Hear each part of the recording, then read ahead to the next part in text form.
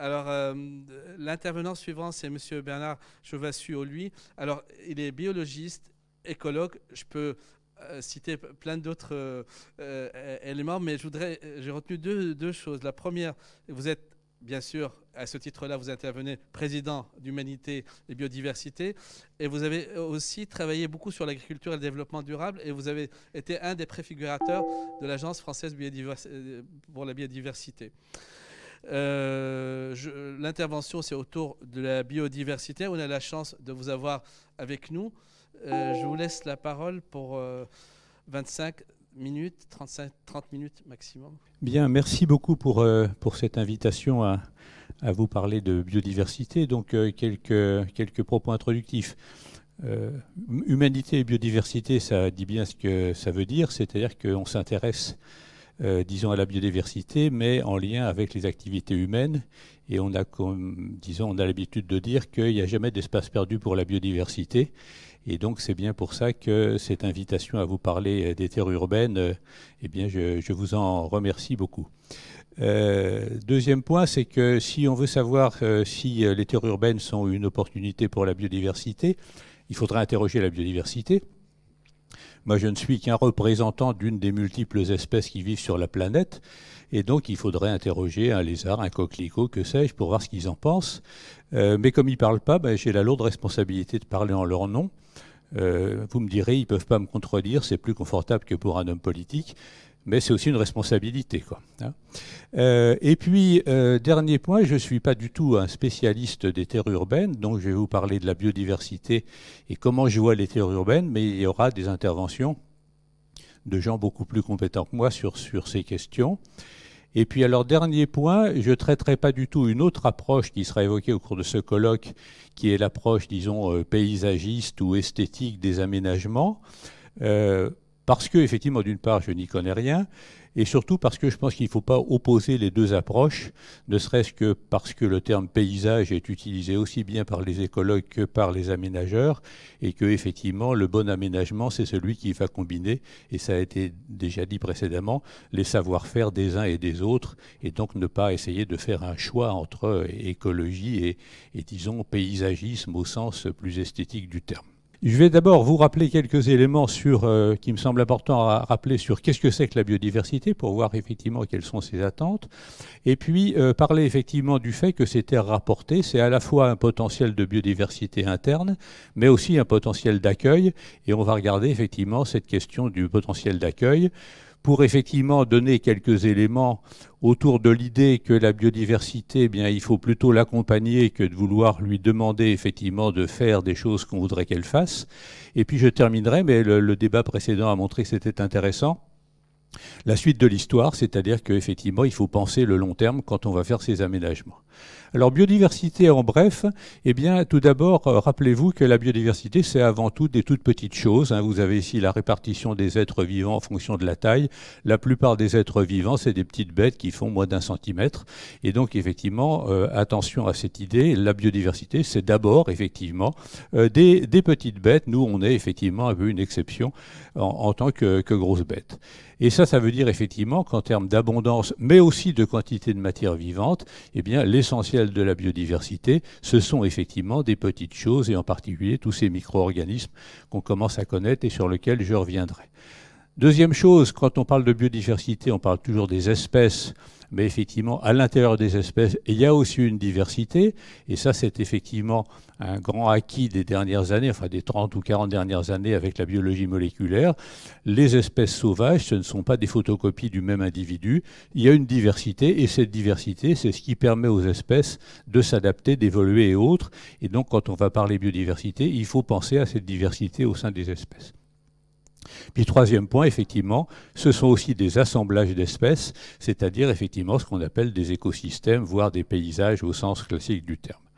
Ce que je voudrais dire, c'est qu'il ne faut pas avoir une vision très grandiose des écosystèmes. Autrement dit, les écosystèmes, c'est une notion qui n'a pas d'échelle, c'est pas à plus large échelle que les espèces ou les individus. Et le fait que des petits écosystèmes, et j'en parlerai, c'est-à-dire une souche d'arbre qui s'est effondrée, le dessous d'une bouse de vache, ou une petite mare d'eau salée quand la marée se retire, ce sont des écosystèmes, et donc il faut avoir une vision beaucoup plus, disons, micro de ces écosystèmes. Un exemple, vous êtes peut-être aquariophile, et bien effectivement, un aquarium, c'est un écosystème, et vous avez une image ici, là, de quelqu'un qui, en 1960, a fermé sa bouteille au sein duquel il y avait une misère, enfin la plante, et donc cet écosystème fonctionne comme ça depuis 1960, et vous voyez qu'il a bien proliféré. Donc un écosystème, c'est pas grandiose, ça peut être aussi très petit, et j'y reviendrai. Autre message qui me semble important, quand on parle de biodiversité, souvent on pense diversité, mais il faut penser aussi abondance. Autrement dit, le fait que des espèces continuent à être présentes mais soient beaucoup moins abondantes, c'est une perte de biodiversité. Il y a parfois des débats, les gens disent mais non, en fait, on ne perd pas de la biodiversité, on ne voit pas tant que ça des espèces qui disparaissent, mais la perte d'abondance, c'est aussi une perte de biodiversité. Et puis dernière chose, effectivement, ce sont tous les liens qui relient tous ces êtres vivants. Et là, je passerai rapidement, mais ce que je vous demande de voir en tête, c'est que la biodiversité, on peut la voir à un instant donné comme un arrêt sur image d'une multitude d'entités, mais ce qui est important de préserver, c'est ça. C'est-à-dire, c'est tous les liens qui relient ces êtres vivants, qui sont souvent des créatures fugaces. La plupart des êtres vivants, ça vit moins d'1 an. Mais effectivement, c'est ces liens qui sont importants quand on veut préserver la biodiversité. Dernière chose, la biodiversité, les espèces sauvages sont mal élevées, elles sont sans cesse en train de rechercher de nouvelles opportunités, de nouveaux territoires, j'y reviendrai. Un exemple, voici le cas du castor. On a décidé en 1907 d'arrêter la chasse. Il était réfugié pratiquement dans quelques poches du delta du Rhône. Il a maintenant reconquis la plupart des rivières françaises en à peu près un siècle. Donc effectivement, cette dynamique, c'est une dynamique dans le temps, c'est l'évolution, mais aussi c'est une dynamique dans l'espace, c'est effectivement l'exploration sans cesse de nouveaux habitats. Donc voilà, déjà pour situer le paysage, les 4 images qu'il faut avoir en tête, une immensité de choses petites, des niveaux d'échelle, une diversité à l'intérieur des espèces, les relations, et puis quand on parle d'équilibre, c'est l'équilibre de la bicyclette, c'est un système qui évolue sans cesse pour rester effectivement en équilibre, ce n'est pas un équilibre statique qu'il faudrait préserver. Alors, les terres rapportées, tout d'abord, qu'est-ce qu'il y a dedans? Effectivement, vous êtes certainement sensibilisé, parce que ça peut vous poser du problème, au fait que dans ces terres, souvent, il y a des graines, et parfois des espèces invasives, comme la grande impatience, comme la fameuse renouée, etc. Et que, effectivement, vous êtes parfois vigilant, mais on estime en gros qu'en dessous de 3 mètres de profondeur, il n'y a pratiquement plus grand-chose en termes de graines. Par contre, ce qu'on sait maintenant, et alors, pour vous donner une idée quand même de ce potentiel interne, je vous prends une image pas loin de chez moi, là, à Saint-Arnaud-en-Yvelines. Qu'est-ce qui se passe quand on arrête de faucher les bords de route? Eh bien, effectivement, on voit bien sûr les herbes qui poussent, mais on voit même apparaître des choses assez sympathiques. Vous avez ici une grande orchidée, la lauroglosse, où vous avez une plante parasite, du gaillet, qui s'appelle l'orobanche. Donc, on voit des choses intéressantes. Et ayez ça en tête, je n'ai pas le temps de le discuter, mais le fait que ces bords de route qui sont souvent fauchés régulièrement, quand on les fauche tardivement, sont plutôt plus riches en biodiversité que des zones jamais fauchées. C'est ce qu'on appelle la théorie des perturbations intermédiaires, c'est-à-dire que quand on a, disons, des perturbations d'un certain niveau, ça peut être des crues, ça peut être des choses de ce genre, eh bien c'est plutôt une bonne chose pour stimuler un certain renouvellement de la biodiversité. Et alors donc, qu'est-ce qu'il y a dans les terres profondes, puisque je crois que c'est aussi ça qui vous intéresse beaucoup? Eh bien, maintenant, on sait effectivement qu'il y a beaucoup de micro-organismes.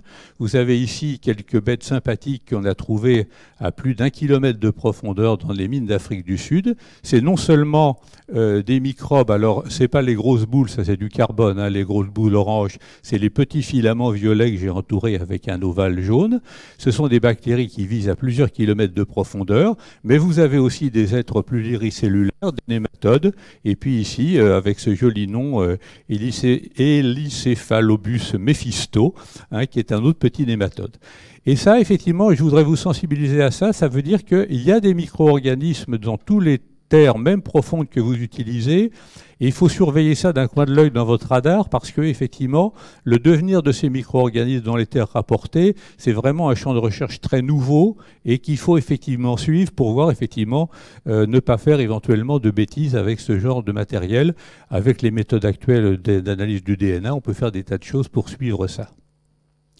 Un exemple effectivement de qu'est-ce que ça représente ces bactéries profondes en termes de quantité de matière vivante, de biomasse. Tous les animaux de la planète, c'est en gros 2 milliards de tonnes de carbone.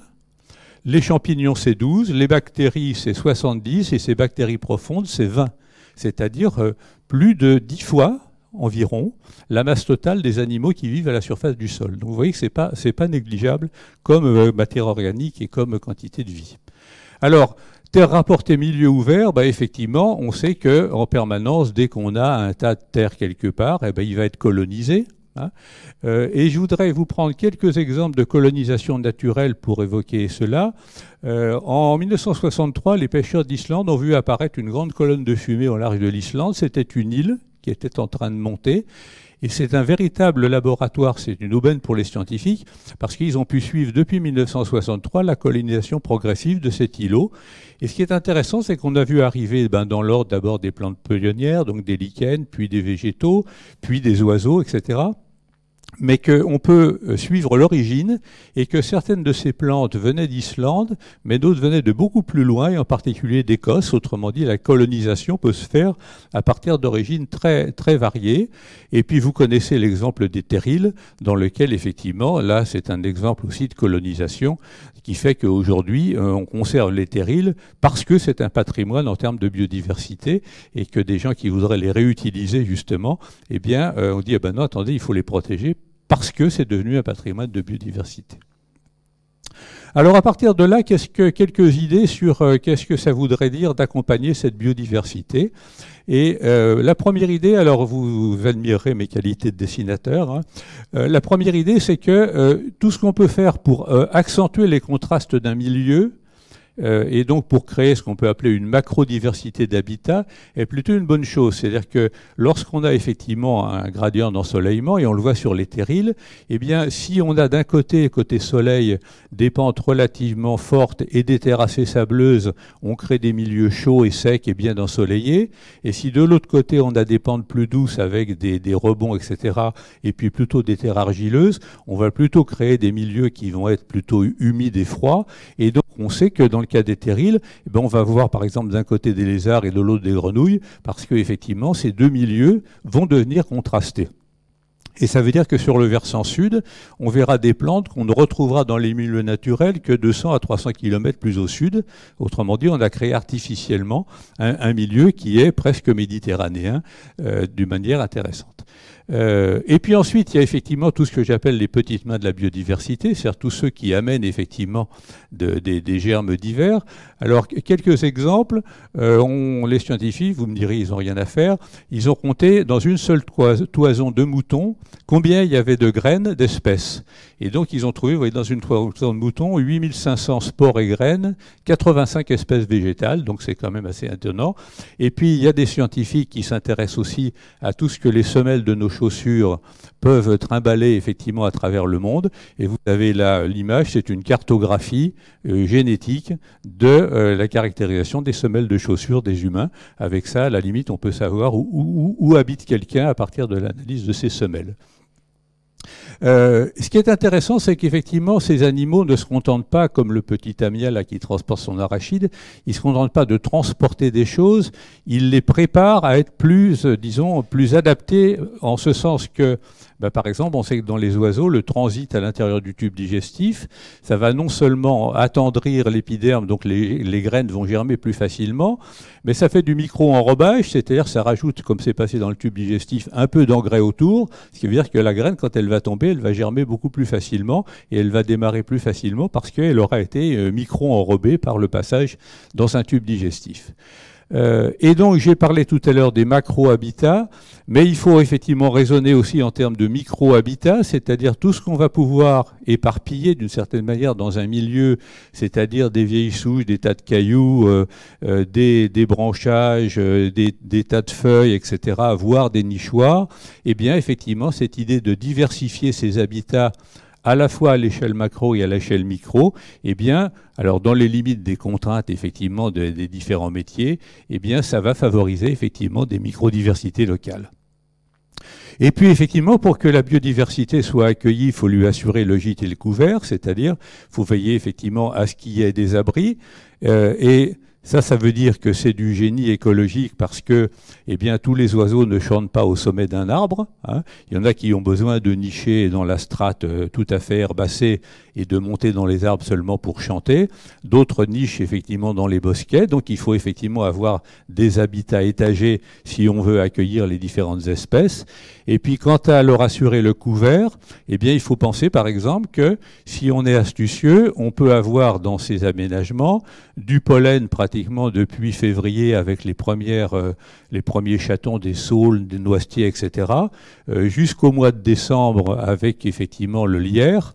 Et là, je profite pour faire une apologie du lierre. Hein. Le lierre, effectivement, d'une part, c'est du pollen et du pollen tardif qui permet aux abeilles solitaires de faire des réserves avant l'hivernage, mais c'est aussi des baies qui sont très appréciées et qui vont être consommées pratiquement jusqu'au mois de mars-avril avant que les premières baies de printemps ne soient disponibles. Donc, vive le lierre. Hein. Et puis, alors, dernier point, il faut penser la suite de l'histoire et je voudrais pour ça prendre l'image des squats artistiques, hein, c'est-à-dire dans lequel on voit des gens qui s'installent. Et alors on peut dire effectivement ça dure pas longtemps, mais il n'empêche que l'art a vécu dans ces lieux et en ressort différent.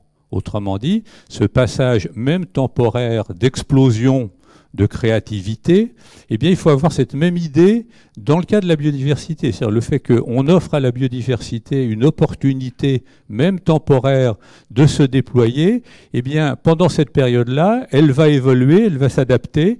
Et je vous donne l'exemple, effectivement, des pieds d'arbres dans les villes, dans lesquels, effectivement, on a deux philosophies possibles.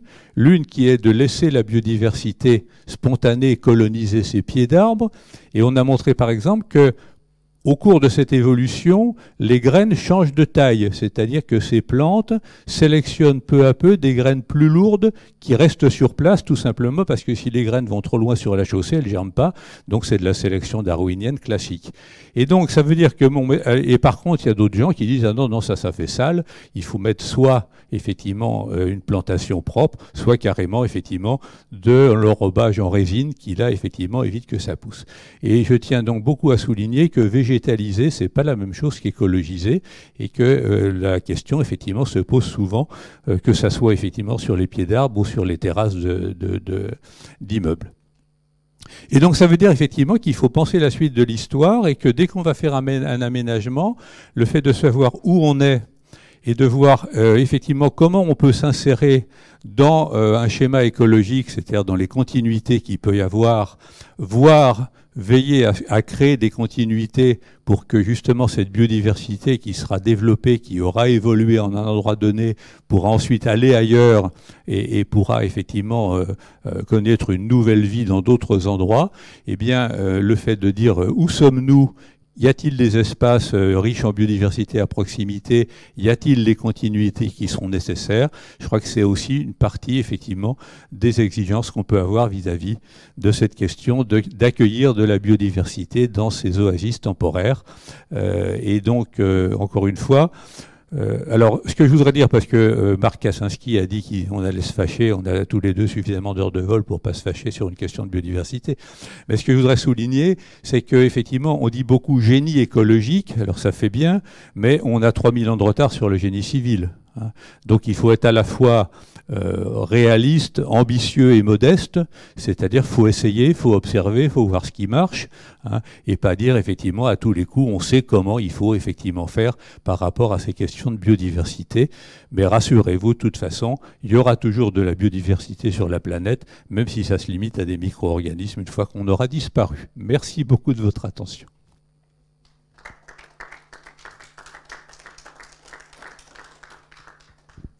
J'ai une première question qui vous demande de répondre, si c'est possible, sur la réglementation par rapport aux terres excavées et de dire, finalement, est-ce que les autres pays européens, par rapport à la protection de la biodiversité, sont plus tolérantes ou pas sur les questions de la biodiversité, terres excavées et réglementation française versus les réglementations européennes?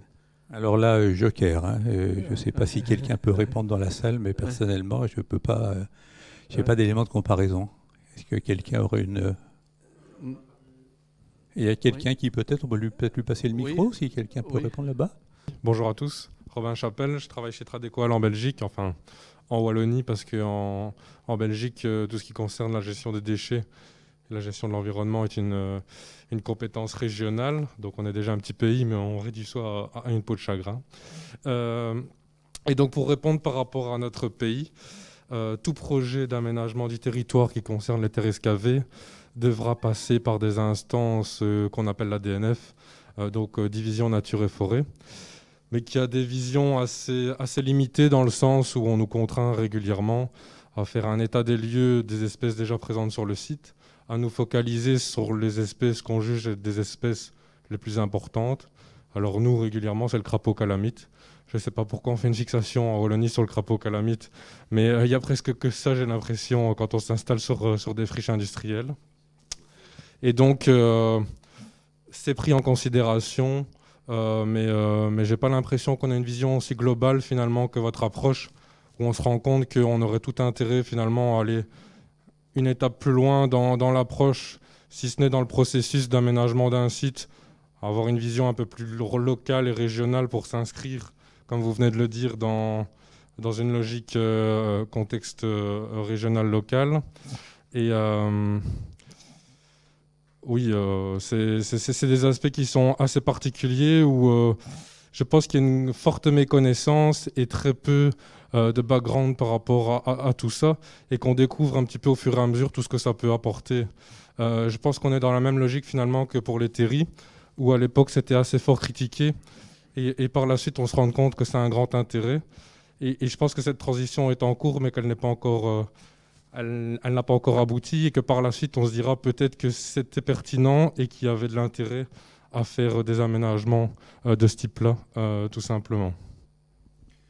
Oui, je vous remercie de l'intervention parce qu'effectivement, souvent, on se focalise sur une espèce emblématique et autres, et pourquoi pas. Moi, j'ai beaucoup insisté dans cette intervention sur les habitats, hein, les macro-micro-habitats, en disant effectivement la meilleure moyen d'accueillir de la diversité, eh bien, c'est effectivement d'avoir des habitats favorables et divers. Et puis, acceptons effectivement que ces habitats soient colonisés par des grandes et des petites bêtes. Alors, là aussi, il peut y avoir des mauvaises surprises. On peut avoir des problèmes d'espèces invasives et autres, donc je ne dis pas que... Mais du point de vue de la biodiversité, et ça c'est vraiment un message important, on sait de plus en plus que le meilleur moyen de conserver ou d'encourager la biodiversité, c'est de restaurer les habitats.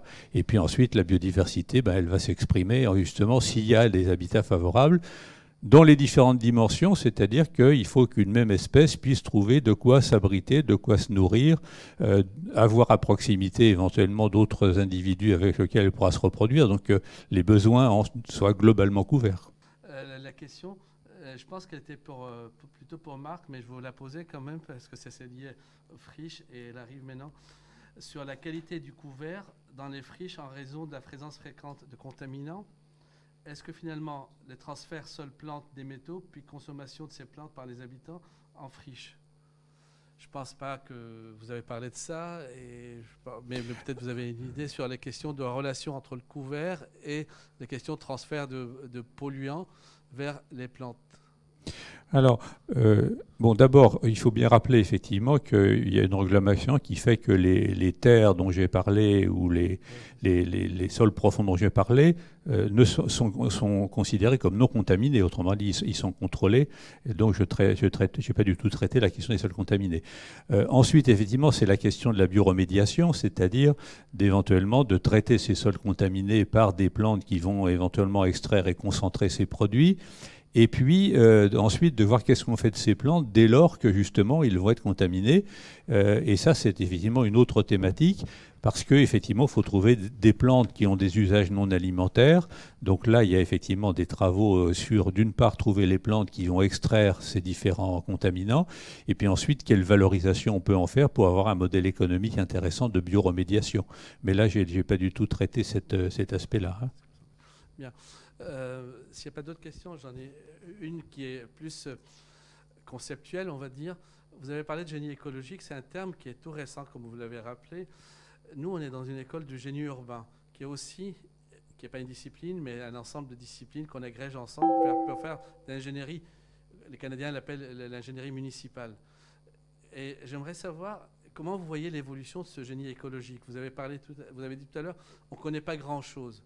Mais qu'est-ce qu'il faut faire pour connaître beaucoup plus de choses, pour que ce soit une discipline qui sera enseignée ou qui soit couplée avec d'autres disciplines d'ingénierie? Parce que c'est vrai, comparé avec le génie civil, le génie mécanique, toutes ces questions, c'est intéressant, mais le génie civil pas vraiment, mais le génie mécanique, tout ça, c'est disciplinaire. Or, clairement, vous êtes dans une démarche qui est très multidisciplinaire et qui croise énormément de choses. Ouais, je pense que, enfin, je ne dis pas la première chose, mais l'une des choses à faire, c'est que ça soit une profession prise au sérieux. Et je suis toujours étonné par le fait que pour avoir le droit d'enfoncer une aiguille dans le bras d'un humain, il faut avoir un diplôme d'infirmier, alors que pour aller effectivement redresser une rivière ou curer une rivière, il n'y a pas tellement besoin de certification. Bon, vous me direz, pour ouvrir un restaurant non plus, mais enfin, bon, c'est un autre problème. Donc, effectivement, il y a une question, mais l'Union des professionnels du génie écologique s'y emploie, faire que cette profession s'organise et qu'il y ait des cahiers des charges, des certifications, des assurances qualité, etc. Bon. Ensuite, je pense que du point de vue de l'acquisition du savoir-faire, il faut apprendre en marchant. Vous savez, on dit toujours que si on dit que les ponts romains tenaient mieux que les ponts d'aujourd'hui, c'est parce que tous les ponts romains qui ne tenaient pas ont disparu depuis longtemps. Hein. Autrement dit, le génie civil s'est construit aussi par des essais et erreurs. Et qu'effectivement, ce chef-d'œuvre qu'est le viaduc de Millau, il résulte effectivement d'une ingénierie qui a des siècles d'histoire. Hein. Donc je pense qu'il ne faut pas dire, il faut attendre que les scientifiques soient capables de bien dire pour mettre en place des interventions sur la nature. Par contre, il faut vraiment se doter d'un système de retour d'expérience et de capitalisation du savoir-faire, c'est-à-dire dire quand on fait quelque chose, on met en place du suivi pour voir si ça marche comme on l'avait prévu, et puis surtout on met en commun, et c'est ce que font d'autres professions, hein, avec les conférences de consensus, avec des choses de ce genre, on met en place un système apprenant qui fait qu'effectivement, on a ce retour d'expérience. Hein. Donc ça va prendre du temps, peut-être plus rapidement, mais je pense qu'effectivement, il faut vraiment que ça soit une profession qui... et puis, il faut aussi convaincre les citoyens qu'on peut accepter d'expérimenter sur la nature. Alors, il ne s'agit pas de faire n'importe quoi, mais il s'agit de dire, à la limite, je prends un exemple d'une entreprise auquel on demande de reméandrer une rivière. Eh bien, le fait qu'elles disent, il y a certains endroits, on va faire comme ci, puis d'autres, on va faire comme ça, parce qu'on ne sait pas trop et on va voir ce que ça donne. Je pense qu'il faut vraiment accepter qu'on essaye et qu'on interroge d'une certaine manière la biodiversité pour voir est-ce que ça lui convient plutôt comme ci que comme ça, parce que, encore une fois, prétendre qu'on est capable de le dire a priori, mais effectivement en étant en approche précautionneuse, c'est-à-dire en discutant peut-être de qu'est-ce qu'on va faire, et puis, encore une fois, en acceptant de capitaliser les erreurs. Parce que capitaliser les réussites, c'est bien. Hein, tout le monde fait des brochures en disant qu'ils ont réussi telle et telle chose. Capitaliser les erreurs, c'est beaucoup plus là qu'on va apprendre des choses à ne pas faire, compte tenu effectivement de ce qu'on a pu observer. Donc voilà comment je vois la montée en puissance.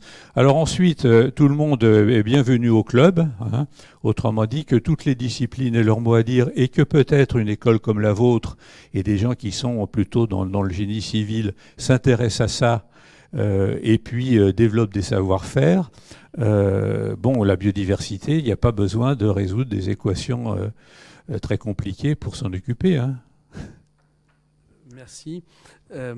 Encore une question qui est sur existe-t-il un modèle de calcul qui permet de mesurer les services écosystémiques à une échelle micro? C'est-à-dire, par exemple, si on met en place un bol alimentaire pour les abeilles, on fait de la pollinisation.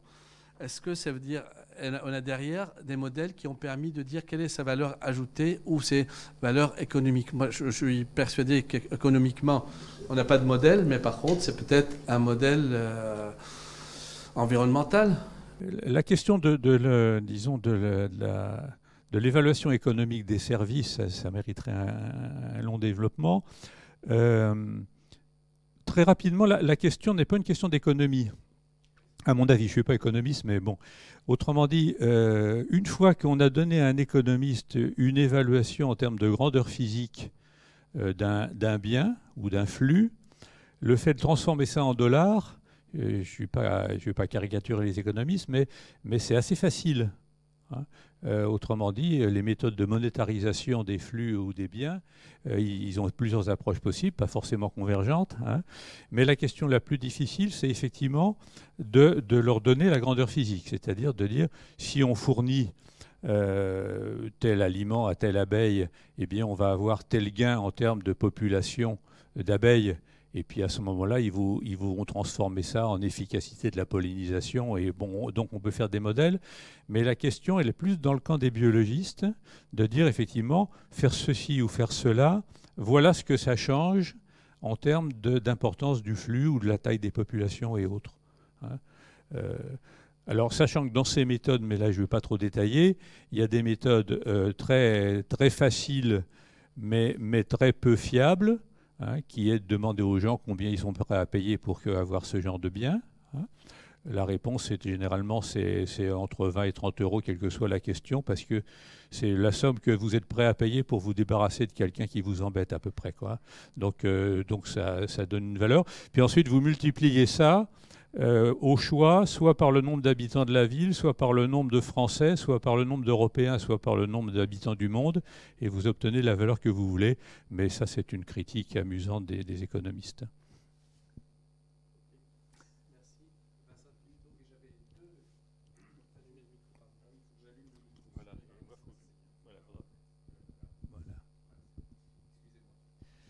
J'avais deux petites questions. La première, vous nous avez fait découvrir Alicéphalobus Mephisto, et vous avez une petite phrase qui a éveillé ma curiosité, c'est-à-dire que vous avez montré la richesse des micro-organismes en terre profonde, mais vous avez dit, bon, il faudra les surveiller, il ne faut pas faire de bêtises avec. Alors, je ne sais pas à quoi vous pensiez. Citer. Et puis, que j'ai trouvé très intéressant, vous avez rappelé que les écosystèmes n'avaient pas d'échelle, et vous avez aussi évoqué la théorie de la perturbation intermédiaire, donc qu'une action au fond anthropique pouvait régénérer de la biodiversité. Alors est-ce qu'il y a des échelles à la perturbation intermédiaire? Est-ce qu'on peut faire de la perturbation intermédiaire à grande échelle ou à petite échelle? Bon. Alors il y a plusieurs questions. Alors tout d'abord, sur les sols profonds, moi j'ai fait quelques années d'études en biologie, mais il y a longtemps, et on m'enseignait que dans les océans en dessous de 600 mètres de profondeur, c'était ce qu'on appelait la zone azoïque. C'est-à-dire on disait compte tenu qu'il n'y a plus de lumière, il n'y a plus de photosynthèse, il n'y a rien à manger, donc il n'y a pas de vie. Bon. Et puis il y a eu ces sous-marins profonds qui ont plongé sur les dorsales océaniques et qui ont découvert ces oasis des sources hydrothermales qui non seulement sont extrêmement riches en vie, mais riches en organismes extrêmement qu'on ne connaissait pas, qui ont des homologues, mais qui sont différents des espèces de surface.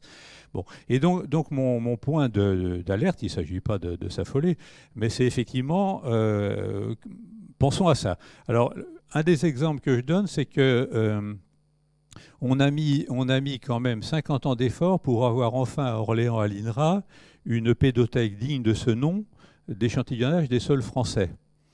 Ce qui permet effectivement, et on voit que ces sols sont de plus en plus demandés, quand on veut voir effectivement à quoi ressemblait un sol à tel moment, à tel endroit, ben on peut faire des analyses avec des méthodes que souvent on n'avait pas quand on a prélevé ce sol. Bon. Un autre exemple que j'ai vécu dans ma carrière, c'est que si on veut savoir quel était le niveau de contamination des pins parisiens au XIXe siècle, je vous défie de trouver un pin parisien du XIXe quelque part dans le monde. C'est introuvable, c'est plus cher qu'un tableau de Van Gogh. Bon.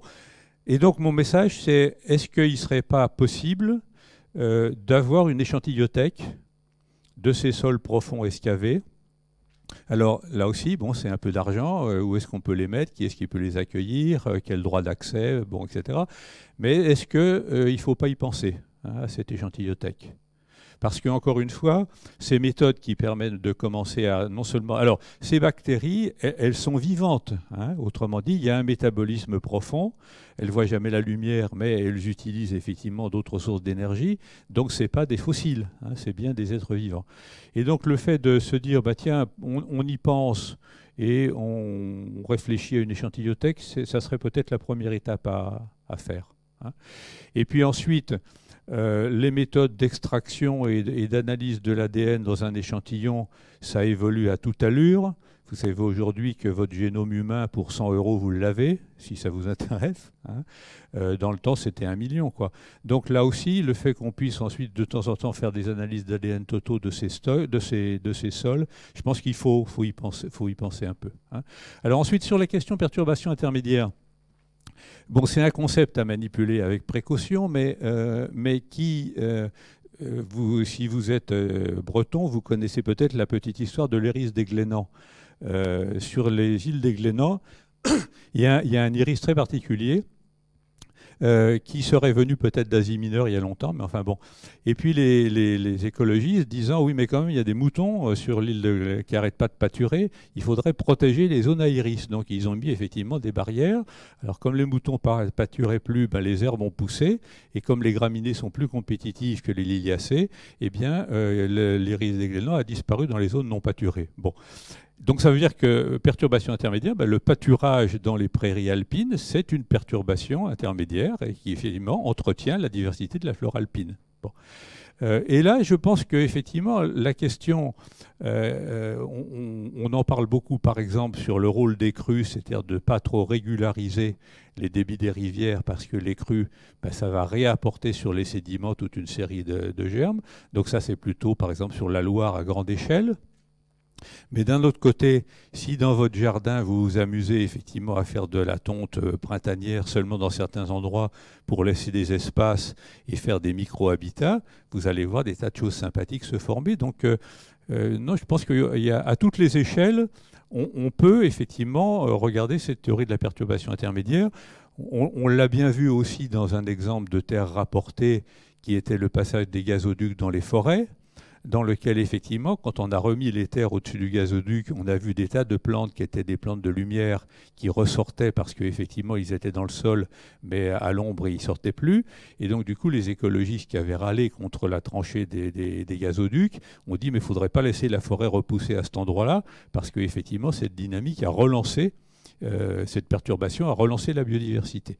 Donc effectivement, il ne faut pas justifier avec ça n'importe quel type d'intervention, mais le fait effectivement de se dire la biodiversité se nourrit de diversité dans le temps et dans l'espace, ben, il faut être un peu décontracté par rapport à ça.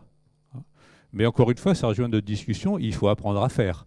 C'est-à-dire que ça n'autorise pas n'importe quoi.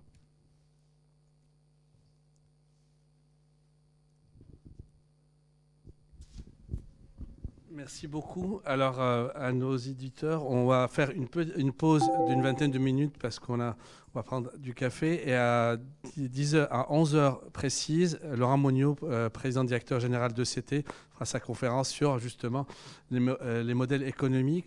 Il y a plusieurs questions qui sont arrivées sur ce sujet. Je pense que Laurent va répondre à quelques-unes directement et par la suite, on prendra d'autres questions. Et l'intervention suivante sera par visioconférence de Genève. Voilà. Je vous retrouve à 11h pile pour l'intervention de Laurent.